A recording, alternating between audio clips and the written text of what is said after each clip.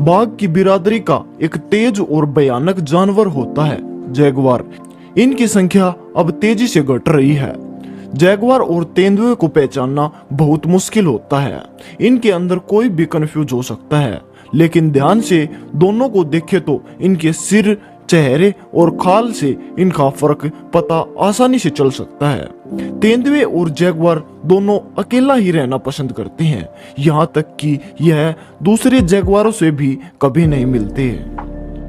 आज हम आपको इस जानवर की कुछ अनोखी बातें बताएंगे, तो चलिए शुरू करते हैं।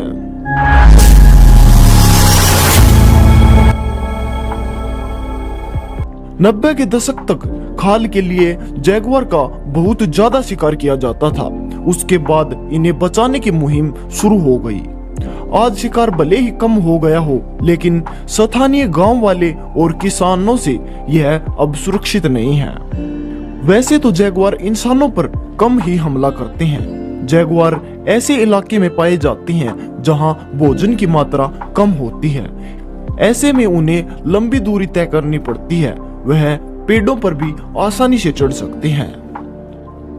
यह पेड़ों पर चढ़कर बबून, बंदर अपना शिकार बनाते हैं। जैगुआर ज्यादातर उत्तरी अमेरिका में ही पाए जाते हैं। अब इनकी संख्या बहुत ही कम हो गई है। जैगुआर इतने खतरनाक होते हैं कि इनके नुकीले दांत कठोर से कठोर हड्डी को तोड़ सकते हैं। यह पानी में जाकर शिकार कर सकते हैं, यहाँ तक कि यह पानी के राजा मगरमच्छ को भी आसानी से अकेला ही मार सकता है। जबकि शेर और बाघ मगरमच्छ से बहुत ज्यादा डरते हैं। यह बहुत अच्छे तैराक होते हैं। इनके बारे में अनोखी बात तो यह है कि यह जन्म से अंधे बहरे होते हैं। यह पूरी तरह से अपनी मां पर निर्भर होते हैं। बंदरों और सांपों से बचाने के लिए इनकी मां इसे छिपा कर रखती है। दूसरे जैगुआरों से भी इन्हें बहुत ज्यादा खतरा होता है। वे इन्हें मार कर भी खा सकते हैं।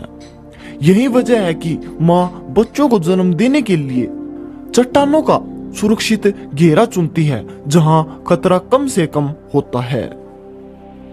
यह शुरुआत में अपनी मां का दूध ही पीते हैं। उसके बाद लगभग 2 हफ्ते के होने के बाद इनकी मां इन्हें मीट खिलाना शुरू कर देती है।